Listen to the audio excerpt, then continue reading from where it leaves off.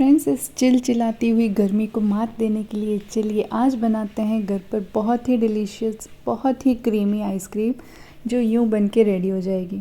खैर यूं बन के तो रेडी नहीं होगी, थोड़ा टाइम तो हमें लगेगा, लेकिन ये वर्थ है इसे बनाना। बहुत ही क्रीमी, बहुत ही सॉफ्ट ये बन के रेडी होती है। और ख़ास बात ये है कि ना बहुत ही कम सामान से ये बन के रेडी हो जाती है। कुछ लोगों को शिकायत रहती है कि घर पे आइसक्रीम बनाओ तो आइस के क्रिस्टल बन जाते हैं उसमें। तो आप वीडियो को एंड तक देखेंगे ना तो ये परफेक्ट बन के रेडी होगी, कोई क्रिस्टल वगैरह नहीं बनेंगे। तो यहाँ पे मैंने एक थिक बॉटम पैन में थोड़ा सा पानी डाल दिया है पहले, और इसमें मैं डाल रही हूँ 1 लीटर दूध। थोड़ा सा पानी इसलिए डाला है ताकि दूध जले ना। तो अब हम इसे ना अच्छे से बॉईल कर लेंगे। और जैसे ये हल्का सा देखिए गर्म होने लगा है तो इसमें से मैं आधा कप जितना दूध अलग कर रही हूँ एक बाउल में। दूध जब हल्का सा गर्म हो ना तभी हमें इसे अलग थोड़ा सा निकाल लेना है, और बाकी दूध को हम अच्छे से बॉईल होने देंगे। अब इसमें मैं ऐड कर रही हूँ 3 बड़े चम्मच फ्लावर, और साथ ही 3 बड़े चम्मच मैं यहाँ पे ऐड करूँगी मिल्क पाउडर।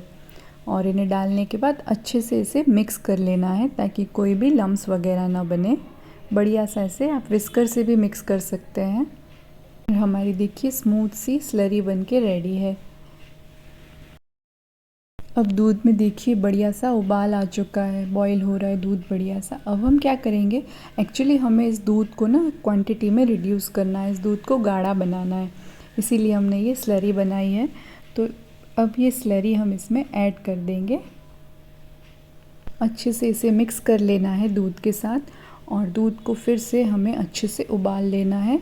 इसे गाढ़ा होने देना है जब तक कि दूध की क्वांटिटी आधी ना हो जाए, तब तक हम इसे मीडियम फ्लेम पे या फिर हाई टू मीडियम फ्लेम पे बॉईल करते रहेंगे। अब दूध देखिए, ये स्लरी जो हमने डाली ना मिल्क पाउडर और कॉर्नफ्लावर की, उसके बाद दूध गाढ़ा होना स्टार्ट हो चुका है, लेकिन अभी भी ये काफ़ी, इसकी क्वांटिटी अभी भी रिड्यूस नहीं हुई है। तो जब तक ये उबलते उबलते आधा ना हो जाए ना तब तक हम इसे बॉईल कर लेंगे।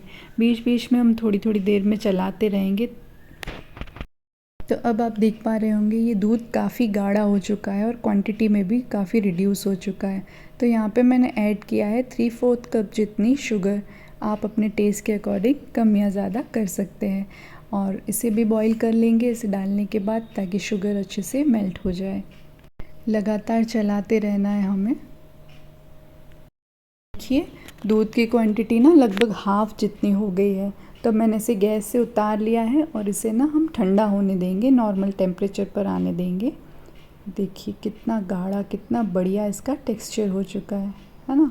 काफ़ी, यही हमें एकदम परफेक्ट ये कंसिस्टेंसी है इसकी, ऐसा ही हमें चाहिए।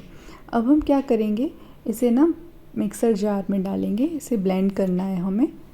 तो यहाँ पे मेरी क्वांटिटी ज़्यादा है, सारा एक साथ नहीं होगा ब्लेंड, तो मैं हाफ़ हाफ़ करके इसे ब्लेंड कर दूँगी। और मैं इसे प्लेन ही रखना है मुझे, यानी कि मैं इसे वेनिला फ्लेवर में बना रही हूँ, तो मैं यहाँ पे वेनिला एसेंस का यूज़ कर रही हूँ।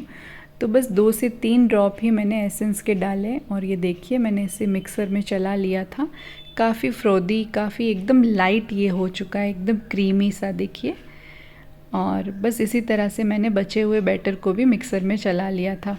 अब मैं इन्हें ना इस टाइप के कप्स लिए हैं मैंने, उसमें जमाऊँगी। आप किसी भी आइसक्रीम मोल्ड में या तो कुल्फ़ी मोल्ड में इन्हें जमा सकते हैं।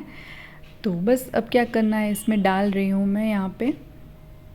आप इस आइसक्रीम को जिस भी फ्लेवर का बनाना चाहें ना, आप वो एसेंस, या फिर अगर आप जैसे मैंगो का बनाना चाहते तो मैंगो की प्योरी भी आप इसमें ऐड कर सकते हैं। मैंने यहाँ इसे प्लेन सिंपल ही रखा है। अब यहाँ पे मैंने कुछ मिक्स ड्राई फ्रूट्स लिए हैं, वो मैं इसमें डाल रही हूँ। आप इसमें चाहें तो चॉकलेट फ्लेवर के लिए चॉकलेट भी डाल सकते हैं, जो भी फ्लेवर आप चाहें इसमें ऐड कर सकते हैं। अब यहाँ पे देखिए मैंने सारे ड्राई फ्रूट्स डाल के एक बार इन्हें मिक्स कर लिया है। और यहाँ पे मैंने लिए हैं एल्यूमिनियम फॉइल के कुछ टुकड़े। इसे ना अच्छे से कवर करना बहुत ज़रूरी है। जो शिकायत हमें रहती है ना कि इसमें क्रिस्टल जम जाते हैं, तो देखिए यहाँ पे मैं किस तरह से एकदम प्रॉपरली इसे सील कर रही हूँ। मैंने रबर बैंड भी लगाया है। अब इसमें बिल्कुल भी क्रिस्टल्स नहीं जमेंगे। तो इस तरह से सारे मैंने कप्स को सील कर दिया है। अब हम इसे ना 8 से 10 घंटे के लिए फ्रीज़र में रख देंगे। और देखिए अब मैं इसे डीमोल्ड करने वाली हूँ। हमारी आइसक्रीम एकदम बढ़िया सी जम गई है। तो पहले इस रैपर को निकाल देते हैं और इसे डीमोल्ड करने के लिए ना एक बोल में हम पानी ले लेंगे और उसमें इस कप को, या फिर आप अगर कुल्फ़ी मोल्ड में बना रहे हैं जिसमें भी आपने आइसक्रीम जमाई है, उसे इस तरह से पानी में डुबोकर इस तरह से हथेली से थोड़ा सा मसलेंगे ना, तो ये एकदम इजीली इसमें से डीमोल्ड हो जाएगी। और कांच के बर्तन में मैंने इसीलिए जमाई क्योंकि ये बहुत ही इजीली निकल आती है। अब ना इसे मैं सर्कल शेप में मैंने इसे कट कर लिया है। थोड़ा सा ऊपर से मैं ऐड कर रही हूँ ड्राई फ्रूट, यहाँ पे मैंने मिक्स ड्राई फ्रूट यूज़ किया है। तो बढ़िया सी हमारी देखिए एकदम क्रीमी डिलीशियस सी आइसक्रीम तैयार है। कहते हैं ना हैप्पीनेस इज़ होममेड, तो वो आज हमने प्रूव किया है इस डिलीशियस आइसक्रीम के साथ। आप भी ज़रूर से ट्राई कीजिएगा। मिलती हूँ आपसे कुछ ही दिनों में, तब तक के लिए बाय बाय।